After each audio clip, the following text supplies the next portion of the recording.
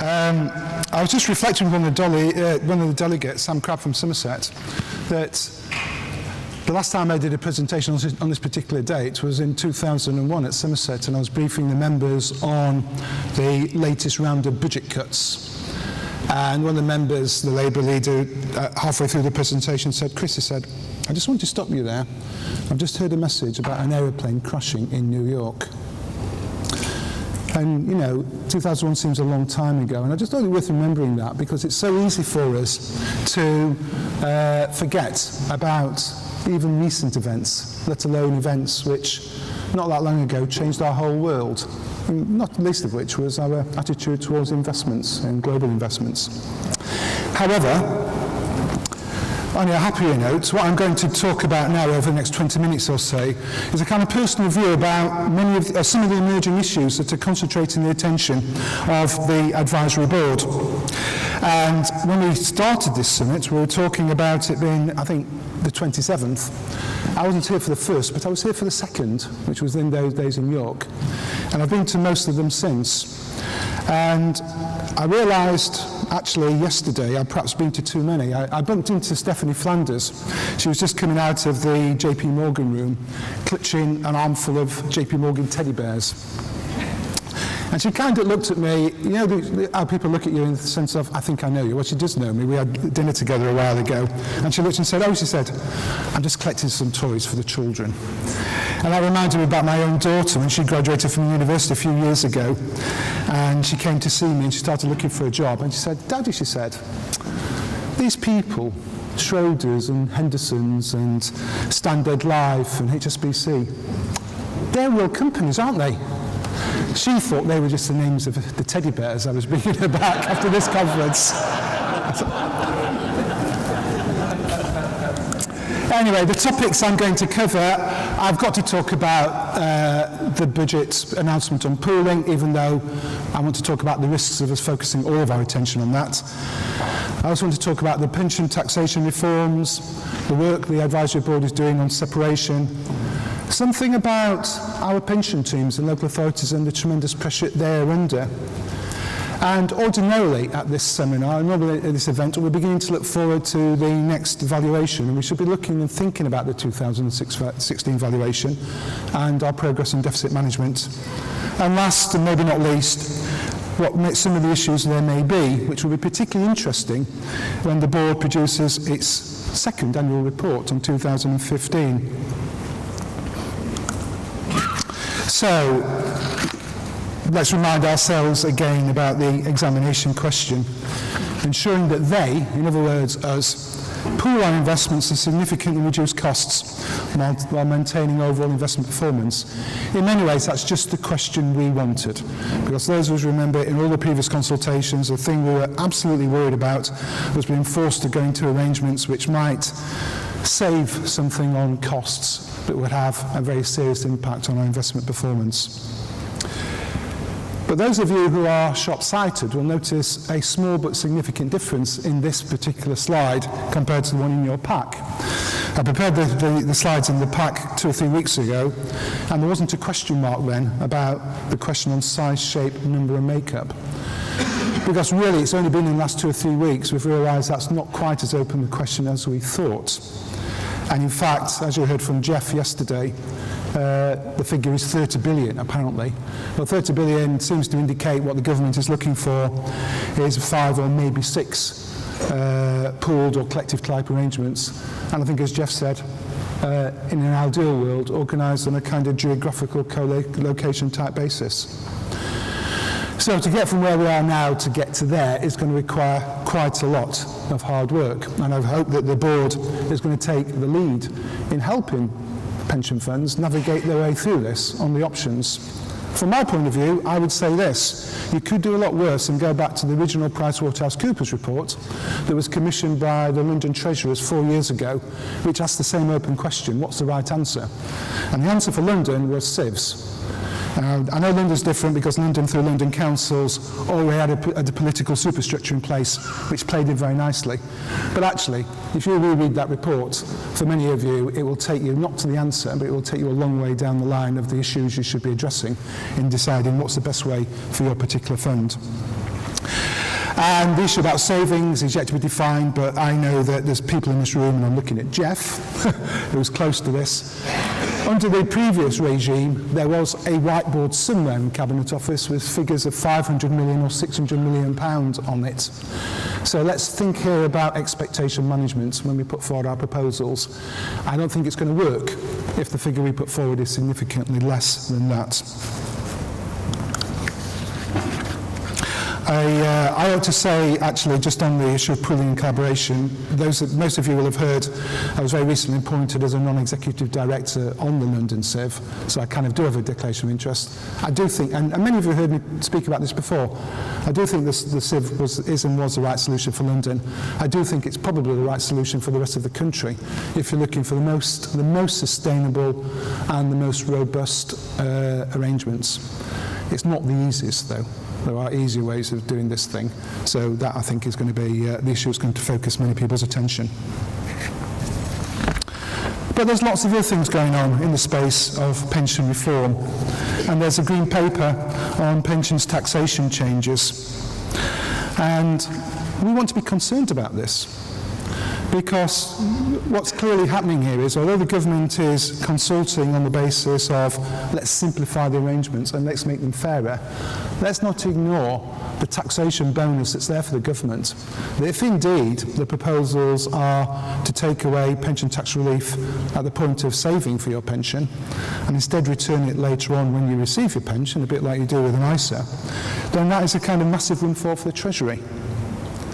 But for us in our scheme, this could have a profound impact on our membership levels.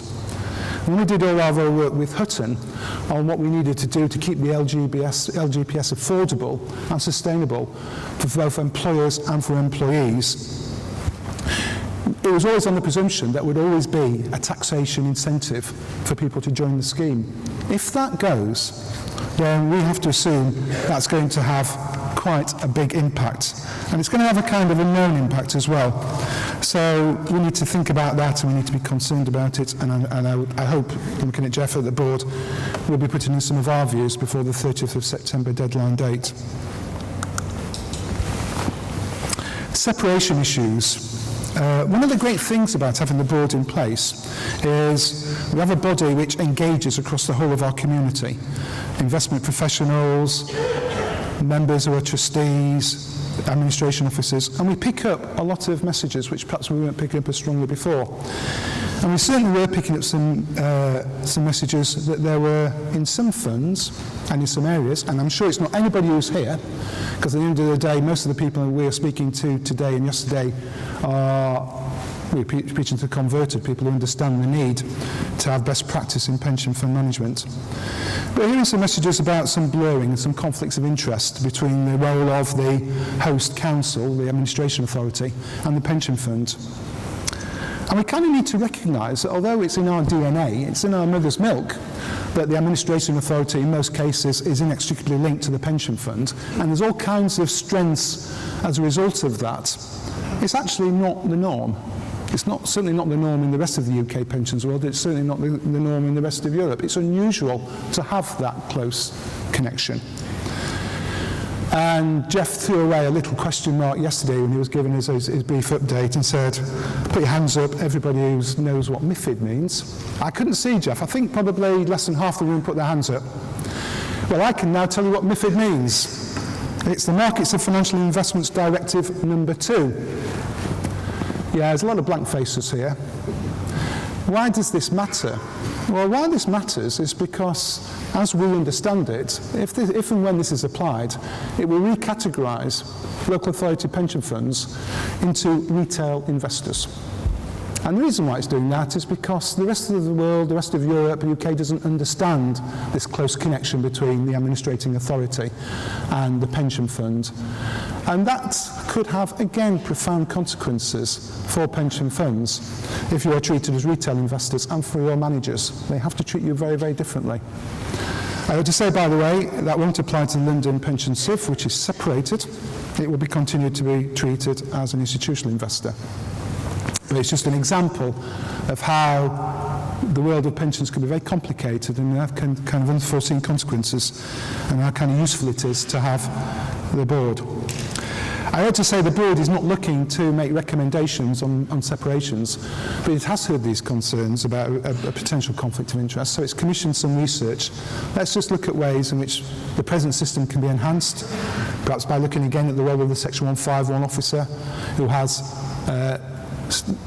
legal and statutory responsibilities in this area. Perhaps looking at the pros and cons of a joint committee or dedicated authority, which again would operate under local authority rules, but more separation. Or maybe even looking at a dedicated public body, one which might not operate under the same local authority rules, but we're very transparent and different. So there is no view from the board about whether any change is needed at all, but we can't ignore the messages we're hearing, and we need to just retest. And we just can't assume, because it's always been the case, that close connection between the host authority and the administration of the fund is the right way forward. To other people, it seems distinctly unusual. Another area where the board has heard some worries is about the pressure that your pension teams are under. Now, all local authorities are going through austerity cuts. There's no particular reason why that bit of the organisation should be given special treatment, except we must remember that the local authority is administrating authority, so it's providing a service to all the other employers. So the impact and consequence of cuts it makes impacts on other people other than itself. And it is one of those areas, like it or not, where there are some very big risks if there are short-term savings made. And it seems kind of ironic to me that we were pushing very hard from the local authority side to government.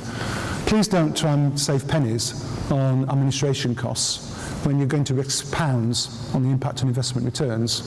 And here it looks as though we've got some local authorities that are doing just that, looking at making some very small-term savings on the administration of the pension scheme and suffering real risks of breaching statutory responsibilities and big financial risk if there are errors made on pensions, because because the consequences of that can be massive. So hence, the board has sent a letter out just reminding administrative authorities that the pension fund does need to be treated as slightly separately from many other parts of its organisation. So, looking forward to the 2016 valuation and deficit. I think one of the things that does worry me about the consultation on pooling is that we focus so much of our attention on those issues that performance slips. I mean, it is simply a real risk and real matter of fact that performance of any organisation slips when you're diverted into looking at your own internal and external restructures. And in many ways, it's a bigger risk to the fund if our performance slips than almost anything else. And looking back to the 2010 and 2013 valuations, I don't think we managed those very well. Let's just look at some figures. The published deficit in 2013 was 47 billion, an increase of 10 billion from the year 2010. And we took a lot of criticism for that increased deficit. People who don't understand our scheme, people who don't like the way we run it, people who don't think local authorities can be trusted to manage multi-billion pound investments, people who've got other hidden agendas, saw that as a wonderful opportunity to unfairly, in my view, criticise our scheme. And those of us who are running funds were surprised, because from at least the 2007 valuation, and certainly through to 2010, we were treating deficit reduction very seriously. We'd pretty much all of us restructured our assets and reallocated our resources so we could make demonstrable reductions. So how did it happen? Well, it happened because there was a significant and real change in economic assumptions. But nevertheless, it looked as though we weren't on top of our game in managing our pension funds. So one of the things the board is going to be doing is introducing more sanity into the review of the performance of local authority pension funds in a whole spectrum of areas, not least of which is in the management of deficits. And one of the pieces of work we commissioned was for PwC to standardise the deficit calculation across all local authority funds using government actuary assumptions. And if you look at those figures, there's a very different picture. The 2010 figure would have been 42 billion, but it would have come down to 24 billion in 2013. In other words, a real and significant improvement and a real reflection about the good work that many of you were doing. And I've got a friendly actuary who's going to join me on the stage at the end of my presentation, who has taken a bit of a risk and has done a bit of a rough calculation about how the valuation figure might have looked at March 2014, down to 22 billion. And March 2015, down to 5. Now, if we did that figure today with all the turmoil in the markets, it would have gone well up from 5. But of course, one of the things we heard from Stephanie on Monday is even when you get those big falls in markets in the year, it's surprising how when you get to the annual return figure at the end of the year, how it's all come back.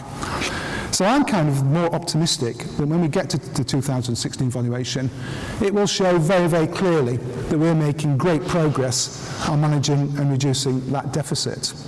And one of the things that I'm looking for the board to do is to manage the public relations and the media around that, so it's seen as a good news story, rather than what happened in the last two valuations, where it was seen, as I say, by our critics to kind of unfairly lambast us. Now, there's all kinds of health warnings and all kinds of risks and assumptions behind these figures, which we might cover off in the questions. But I myself might be at odds with one or two other of our speakers today, and I myself are kind of looking optimistically to the 2016 valuation. Finally, the board's annual report. It's really important that we have a single body that can produce a definitive and authoritative view about the way in which our scheme is working across all funds. The kind of numbers that were interesting in last year's report were the membership numbers, which were still showing buoyancy, asset movements moving in the right direction, net investment returns, actually looking good, and for most funds, a positive cash flow calculation. It'll be kind of interesting to look at the figures in this year's report to see if that's still the case. Because, of course, we know what's happening in the world. We know that most employers are having to downsize their employees, and that's impacting on the pension funds automatically with less active members and more pensioners. And we know cash flow is one of the consequences of that. And again, and I think it's been mentioned once or twice, as more and more funds move into negative cash flow areas, it's bound to affect our investment performance. I think what we're looking forward to in the new report 2015 and then into 2016 next year is more numbers on proper cost comparisons. Because again, our fund is generally well managed and is cost effective. But it's been hard to demonstrate that because of the different way we have accounted for our costs. So we'll get a better and more standardised way of managing cost. There's also a whole basket of key performance indicators and measures being developed, which will allow us to judge our relative performance in areas of management and governance. And again, we're not looking at here at something that's broken.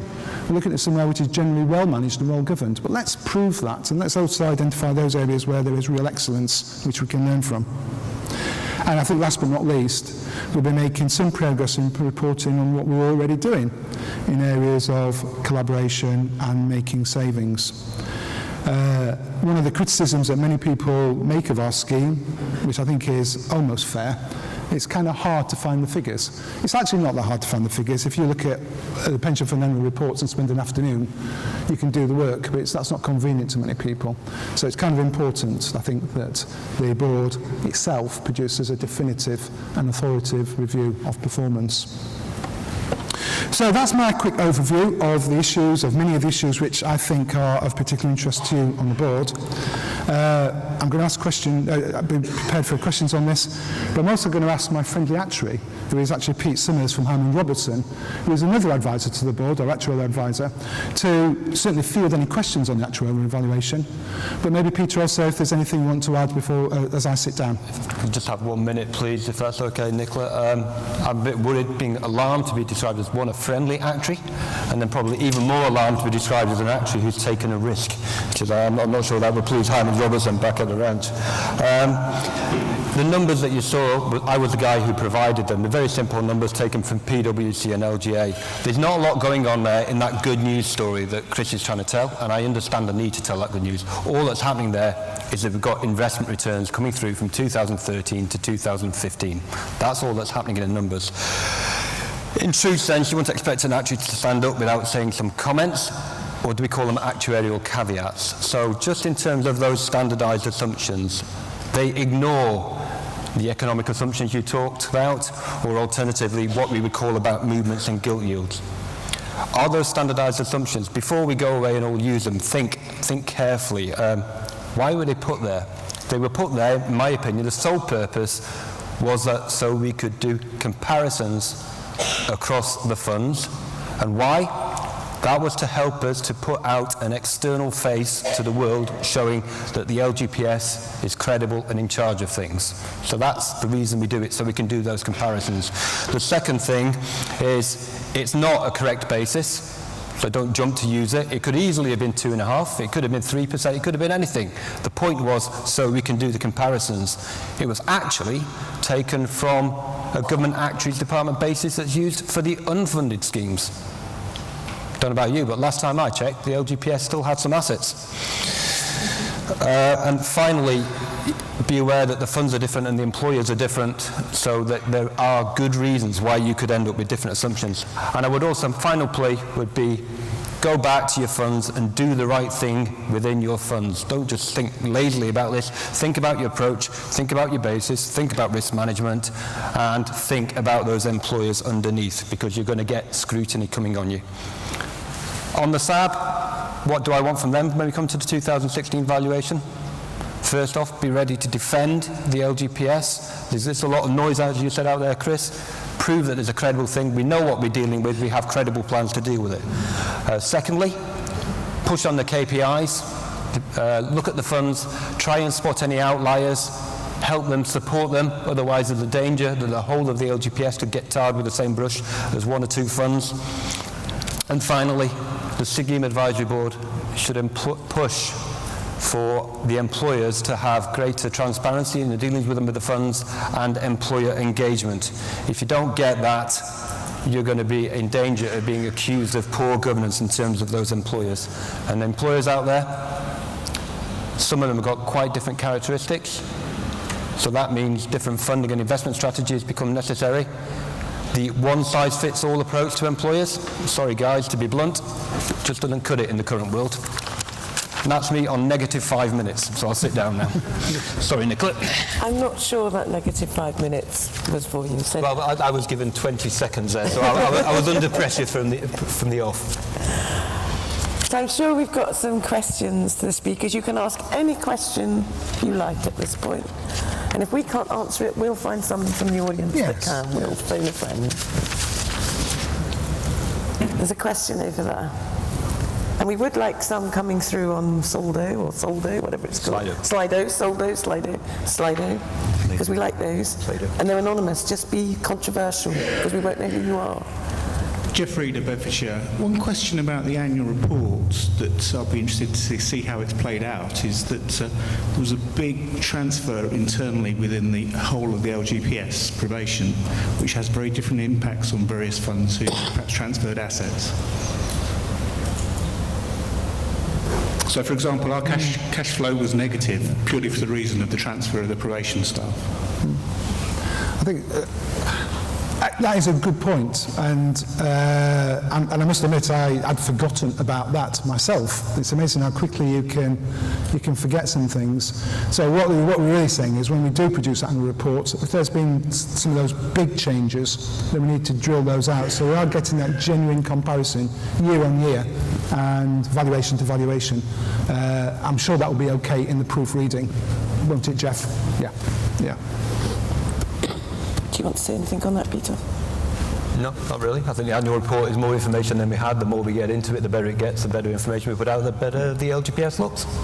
Yeah, and I suppose I would just add, there's been lots of people working on it and refining it, but if there's something in it that's being some data that's being collected that you think is rubbish, it's really important you tell the board. I mean, the board isn't at all precious, I think it'd be fair to say, about that annual report. We just know that it's a response to everybody that says they don't know anything about the LGPS and it's held in 89 different places. So do tell us if it's wrong. Some questions. Oh, lots of questions. This is jolly good. We'll go with Rodney first, and then we'll go to you at the front. Rodney Barton, West Yorkshire. Many of us would like to offer a variety of investment options to our large number of employers in our case, but it would be really helpful if we had something in the regulations which made it clear that we were to do this. If we were to do this, the administering authority is protected against somebody coming back afterwards and saying, you didn't tell me the implications of this. And I appreciate the advice that they're supposed to take before they make their decision, but at the end of the day, the reality is many of these employers are not very large, and even with advice, they won't really understand that advice. There is the difficulty of smaller employers and the understanding of the employers when they're making decisions about these. There's a lot of employers in the LGPS, and there is a whole range of them, and there is a whole range of characteristics. Engaging with them and trying to educate the employers about their pension responsibilities and the funding and investment strategies that you could put in place with them is a big ask. I realise that, but the danger is that we don't, and then it leaves us even bigger problems further down the line when somebody has had what looks from the outside a completely inappropriate strategy and hasn't been given the option. I'm not saying it's easy, and something in the regulations would help to protect. Because it's, basically, if you give them the information and make an uninformed decision, does that put you in a better position? It's not easy. I just wonder, I mean, Nicola mentioned if we couldn't answer a question, we'd phone a friend in the audience. I'm just looking at Jeff Houston. We are going to be consulting on investment regulations this month. Is this particular area covered off, Jeff? Not as far as I'm sorry. The investment regulations have been looked at the moment. We have to recognise that there are limitations in resources within DCLG as to what can be done within a particular amount of time. Yes, we will be putting all things back to them in terms of what the new regulations need to look like, and I'm sure this will be included. And in fact, I will make sure this is included. Excellent. Thanks, Jeff. Question. Thank you. Malcolm Pate, I'm chairman of the Shropshire Pension Fund. Looking at the slide that you put up where the published deficit of 47 billion was it, and the standardised deficit of 23, there's some very big differences in the assumptions that they've obviously made on liabilities. Would you like to say something about what the major difference is between the two? Well, this is where I'm going to ask my friend the actuary to explain that. Well, effectively, the figures came from a combination of PwC report whereby they standardise it to a net 3%. The figures that have been rolled forward, PwC, they quoted figures in 2010, 2013 at net 3%, and we've continued on that basis. So there's nothing happening in the liabilities in terms of the discount rate of the assumptions. It's all on a straight 3%. So in terms of the process of those numbers, what you've actually found is that the actual discount rate implied by the published valuations has fallen from 2010 to 2013. That's just because of gilt yields available in the market. If I was looking for the outlook for it, I don't think that's going to be any better when we come to 2016, because the gilt yields haven't improved or anything since 2013. So the only reason the gap between the published deficit and the standardised deficit would reduce as if there was a change of behaviour. And I'm no behavioural scientist, so I'm not sure what the impact of the standardised assumptions being introduced and people having to report on that basis will be on committees and officers up and down the country. But if there's no change there, the gap won't reduce. It'll still be a big gap between the published and the standardised. Is that roughly the answer? I think maybe you could clarify a little bit with that question that's just come on Slido, which says, to what extent should all LGPS funds be forced to use standard assumptions in their valuations? I mean, we've certainly had this conversation, and I think the overwhelming majority of people think the answer is no. That it's right that we localise the valuations for each fund to discuss with its own actuary. Because every fund is different, their employer makeup is different, and it just seems wrong to try to force the same standardised assumption. But what's important is that when we're looking at the fund collectively, we use a standardised set of assumptions to measure how the fund is moving, valuation year to year. So my personal view, remember I don't sit as a member of the board, I'm an advisor to the board, my personal view is let's keep things as local as possible as much as we can. And because what this question implies is that those funds whose own valuation seems significant variance from the standardised methodology will need to be able to transparently and easily explain the differences. And that's not a bad thing. That's about, good accountability, I would say. So my quick answer would be no. That would be I do think we need to do it, and it is this, what you said, Chris, it's about understanding why you've got a different position, and people in the committees, if they have, why do I have the assumptions that I have? And the fund actuaries from the different four firms, we've got years of experience of guiding the pension fund committees through the valuations and trying to get this balance between affordability and keeping the fund safe. So there's nothing new about that. It's just a background of austerity continues to be difficult, but we need to have that freedom to do it because funds are different. They could have different investment strategies is the obvious one. If you've got a very defensive investment strategy, you should probably have a different funding strategy. Those of you who are watching the screens will see that the questions are getting very difficult. So I think what we'll do is we'll take the middle one last, because I think that's something that we need to probably discuss as we close the conference, which is how on earth are we going to respond to this thing? I mean, should we pick up the question then about the paradigms? The paradigms. I mean, I know the DCLG response to this is yes, there will be costs, but the costs will be justified by the savings and the extra investment returns. And I personally believe that.